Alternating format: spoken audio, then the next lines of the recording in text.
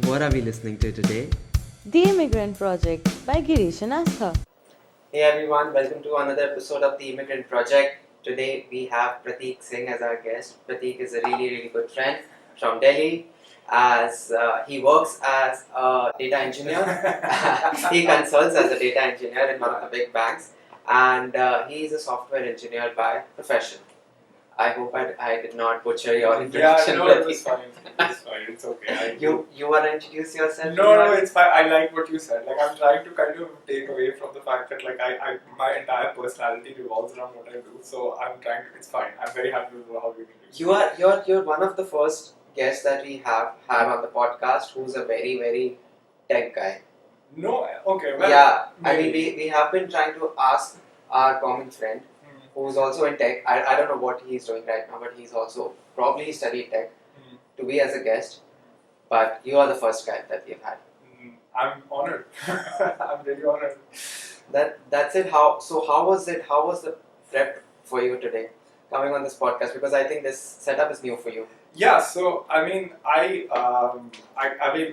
struggle a lot with like social anxiety and like kind of social whatever this is, but no, I was very excited to come and talk to you. I've seen your other episodes and honestly, like I was very happy that you asked me. Like it was like I was like, oh cool, I get to do something that's bigger than myself. So like yeah, I mean, and and for whatever it's worth, I was pretty nervous like the entire day. Like I was practicing my conversation to myself, looking in the mirror, trying to see if my tics come out and stuff like that. But no, but yeah, I mean it's a honor to be here. No, of course, like we all are immigrants and we all have a unique story to tell. So of course we wanted you on the podcast and we want Richa to also be part of the podcast sooner than later. Richa is difficult for me to be. So like I don't know how you're gonna get her, but yeah, I've told her I think she spoke to you, right? Yeah. We both spoke. So for the listeners out there and the viewers out there, Prateek, do you want to share like a one paragraph introduction about yourself? Yeah, so like you said, I am software engineering. I have a software engineering degree, and I worked as a front end developer for about 6 years as a tech, and like for 3 of those years I was a tech lead, and then I kind of felt like I wanted to do something more challenging. It wasn't for me the way that, and I wanted to get into something like more like mainstream at that point. Maybe I was just I wanted something that was intellectually challenging, and I kind of found data science, and then I got into then I came here to study, and I eventually I've fallen more in love with tech than I had earlier. Like I felt like I used to love it when I used to do it back in Delhi, but now I actually feel like it's one of the best decisions of my life, and I guess maybe not everybody gets to say that like they actually enjoy what they do, but I genuinely really enjoy what I do. So Wow. So I'm not from the tech industry, and you spoke about 7 years of work experience, yeah. and you also spoke about pivoting from one industry, or rather being in the one field of tech to another field of tech. So dumb it down for me, and start with your experience of working in India, and then how did you pivot, and why did you pivot, So like and India what is made you come to the country? India is a very different ball game. Like I feel like tech in India is like pretty much like any other industry in India, right? Like there's or rather tech in anywhere else, right? Like there's a lot of money in it, but you have to be. But the thing is that India has a lot to do with your pedigree in terms of where you study. I unfortunately didn't really study a very good. No IIT. No, not IIT. So like it's like everything is IIT or not IIT. I was not IIT, but so like so and but the fact is that you there are times when you are not given necessarily you're not given the most intellectual liberty. At least I was not given a lot of the intellectual liberty, and like you do have to step up to kind of take on roles that you don't necessarily always want to. That's kind of what India is like. Also, like I spent most of my career in one company or two, rather just like two companies. So I don't have that much of idea of how other companies work within India. But I do know that from my peers and also like from my internships, like when I was interning, like the tech culture in India can be very toxic. and then it can be toxic anywhere, right? It can be toxic anywhere. But so like tech culture in India can be pretty toxic, and you need to have a very very thick skin in India. Like that's kind of what I learned very early on. Like if you don't have a kind of sort of like a demand or like or kind of the best way to describe it is like a presence in terms of pedigree or in terms of background. You need to have very thick skin. Your peers will step on you. Peers will that Goes happened. without saying. Yeah, that started happening in university, bro. Like Oh my what you're God. talking about. Yeah, so your peers will step on you. Your seniors will step on you. People and you will get a lot of people telling you that what you're doing is not necessarily the right thing, and because you have not followed their path, it's not the right thing. So, and I think that's where kind of tech. A lot of people will drop out of tech for that reason. Yeah. That they're like, oh, this is very very like harsh to me, like mentally challenging and stuff, which is fair. I mean, like I've tried my best to kind of not be that way, but I have found myself becoming that way in certain times. Like you are influenced by experiences, right? So Yeah. so I was. There were times when I was kind of influenced by that, but now I've started to kind of be more humble in my approach, because like when I changed my career, I didn't know anything, man. Like I wanted to kind of learn about stuff, but like I was a developer but I realized that data science is a whole other ballgame, and like kind of going back to that old it gave me an opportunity to go back to that old love for tech that for the reason behind why I actually got into it, and yeah, that's why I did what I did, and in India I wasn't really necessarily getting the option to do it. Yeah. Like I would have probably had to. I mean, I don't even know. Like I tried very hard to change my field in India, but that didn't work. So I needed a completely different environment. I needed a place where I could absolutely fall and kind of stand up So again. Canada gave you that space to start Canada fresh gave me that space. Yeah. in the industry. Yeah, exactly. So for someone like me who's not from the tech background, can you, if a lot of people out there use ChatGPT prompts of explain to me like I'm a 5-year-old kid. So can you explain what you do to me like I'm a 5-year-old kid? Because I don't understand what is data engineering, data scientist, data mining. So okay. I have no idea. So data science and data engineering, primarily what I do is I work on something known as data pipelines. Like I take data from one end and I change it to something else and I put it somewhere else. Very, very basically. That's basically what I do. But I work with very large volumes of it, which is why I know I had to study what I had to study, because like I think that anybody can put stuff from one place to another.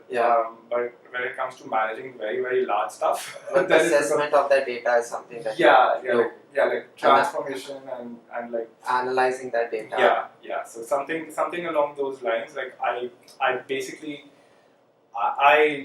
basically do all of this to tell people that their data is okay and that they can sleep easy tomorrow. Basically, that's the end result. And I'm pretty sure the insights that you give is probably used in large decision making of a lot of organizations. Impacts millions of dollars of their business. Yes. Like in fact, one of the team that I work in, it actually has impact in its name. So yeah, like I see a sense of pride there. Yeah, of course, man. Like there is a sense of pride. Like the fact that I get to do this every day makes me very proud for myself. Like so. Wow. Yeah. Okay, so I want to spend some time talking about your move. So you from what I understood and the picture that you painted for me, you have had a challenging but a good time in India. It was not the best, but you got to learn a lot of things. But then you moved to a different country because you wanted to shift your industry. So towards the end of my career in India, I was being I realized that I was not doing any more development. I realized that I was doing more of management, and I started to dislike it. So the learning had stopped somewhere. Yeah, so the learning had stopped. I had gone away from programming. I had gone away from coding, which is gone away from your passion. Yeah, so I had gone away from kind of like okay, I'll give you an example, right? So I don't, if I have to do something, right? If I have a project that I'm working on and there is a challenge in it, I will go above and beyond for it. Like I can work 12 hours, 15 hours, 16 hours, and I will not realize that I worked 16 hours or 15 hours, right? Yeah. Like there was a startup that I worked in, like the first company I worked in here in Canada was a startup, and I was hired as a part-time, like kind of like a, just like I said, they gave me very little work, but I was working 16-hour days, like 7 days a week. Wow. So, and it never really... Again, a tech company. Yeah, a tech company. It was a startup. But then it's a startup, so they kind of expect that out of you. So, and I was working those crazy hours. It never really bothered me. You know, I was like, okay, this is something that you love. I like doing this, and I was learning a lot. Like, and I never realized that I was working 16 hours. And then like one day, like, I think my girlfriend came up to me and she was like, you know, you realize you haven't like moved from this desk since 9 a.m. today, and it's 9 p.m. now, and you know, so I was like, oh shit, so this is a big deal. But now that as opposed to me doing management tasks for 16 hours. Yeah. Right? That is when, like, I remember I was working, one day I worked for almost like 12 hours back in Delhi, and I was like, oh wow, like I don't like this at all, like, you know, because the first reaction after me doing that was to kind of like crack open a beer, and I was opening a beer out of frustration, right? But here, whenever I open a beer after a long day, it's always out of satisfaction. So that's there's kind a sense of achievement. Yeah. So that's kind of where the transition comes from. Like that's just basically kind of the best way I can describe it. Wow. So okay, so you said that you came to this country like 1.5, 2 years ago? Yeah, I came here in May of 2022. I came here to study. What course was that? It's a course that called Big Data Analytics, and I'm really glad that I took that course. Why? Because so it was a very brutal course. A, B, like if you actually do the course properly, you learn a lot. To the point that like that course combined with everything I already knew has allowed me to kind of excel.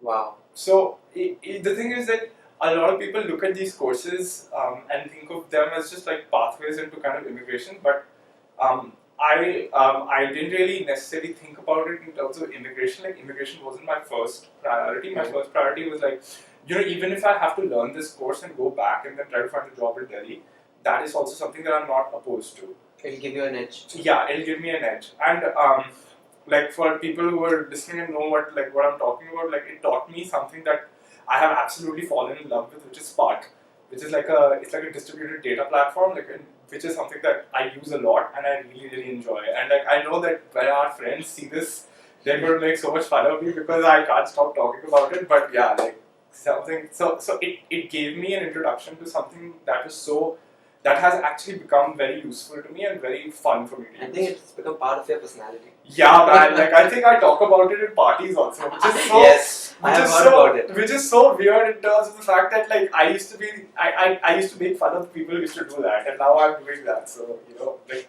I think things change. Yes. So you came here in 2022. Yes. And you took up a course in Barrie. In Barrie. Yeah. Which is like 2 hours north of Toronto. Yeah. Wow. But you know, honestly, like everybody listens to me and says that Barrie is a really shitty place. But I love that place. Like I really, really like that place. Like honestly, like I made very good friends there. And shout out to the Barrie Country Club. Like Penny and Helena, they're the best managers in the world. Aww. They allowed me to bartend, which was like one of my favorite things to do. And yeah, like I really enjoyed that place because it gave me a perspective on Canada. It gave me a perspective on myself. It kind of allowed me to go through hardships which I necessarily never really went through in my life. So kind of I'm not against that at all. Like I don't think that like Barrie as a city is bad. It's far, yes, it's very far, and they don't have their own transit. They have their own transit, and it's not like Presto. So like there are problems there. But overall I really enjoyed the course. Like, and I think that I would not probably be sitting here with you if I didn't take that course because I met like our common friend who introduced. Yeah. So yeah. Wow. Shout out to Barrie. Yeah. Shout out to Barrie. A few moments later. Tell me why do you like Barrie so much? So Maybe a couple of things. So I don't. Okay, so like for me, I think that the liking of that city is kind of tied into the fact that it's where I kind of landed, right, and where I met everybody, right. Also, like I was able to like have other experiences apart from my education in the fact that like I was able to bartend, which is something that I always thought would be fun, and honestly it was a lot of fun. I lived very close to a beach, right? So I could go to a beach, like and like anybody here knows that like the weather in Canada changes very fast, right? So like having the liberty to kind of live like 10 minutes walking from the beach is like something that okay, you know that like it's going to rain at 5 o'clock, but at 3 o'clock you can still go to the beach and come back by 4:45, right? Wow. So that's something that and I love the water, so like that was very very nice to have. Apart from that, like I mean, it's a city. I don't necessarily like of course like it's a hard city to start at, right? So it kind It's of not the most. it's not the most diverse. it's no, it's culturally very diverse, but it's like it's not necessarily a city where you can um, be where you can be comfortable when you land, right? Like let's say if you went to like I went to Georgian College, right? Let's say if you went to like for example George Brown, right? Yeah. Or if you went to University of Toronto or Ryerson or any of those universities or colleges, then you come to a city like Toronto where everything is very nearby. Yeah. So it's very convenient for you. But Barrie doesn't have that. Like everything is almost like 10-15 minutes away from you. So you have to walk and it's colder everywhere, right? So Because it's up north. yeah, so and that's one thing that I'm glad that I went there because like now I don't feel necessarily as cold as everybody else does. So Wow. So yeah, so I think that that's something that I was thrown at the deep end and I had to kind of fight my way back. That's something that I kind of just that's why I like that city. That's why I speak so highly of it because it's not necessarily the easiest city to start at basically. And maybe that's just like hubris talking, but No, it is what it is. It's definitely. I see a lot of sentimental value attached to Barrie. Yeah. No man, Wow. I mean you're more of putting words in my mouth, but yeah, I'm not. but I What always I'm gauging from you. but I think that like but you know like for me it comes to No, dude, I'm sold. I'll go to Barrie. I'll book a cottage. I'm sold. yeah fine everybody should go to Barrie, yeah, and then you know what I'm talking about. That's summer. Sponsor this. Go in the summer, don't go in the winter because there is no then you guys will Go in the summer. yeah only in the And summer. visit a beach which is attached to a lake and not to a sea. Yeah, but I feel like that's all like Yeah, that's I think West. That's probably Ontario for you. yeah, like that's the entirety of Ontario for you, right? Like Yeah. you don't have that liberty to like go to a sea. Yeah. Well, Prateek, we have a lot of conversations. Yes. And we especially are going to talk about your Canadian journey. Yes. But we have to end this episode right now. Okay. It was wonderful chatting with you. We're going to do a second part and possibly a third part with you. So yeah, let's do it. So stay tuned. Yeah. Thank you. Thank you, everyone.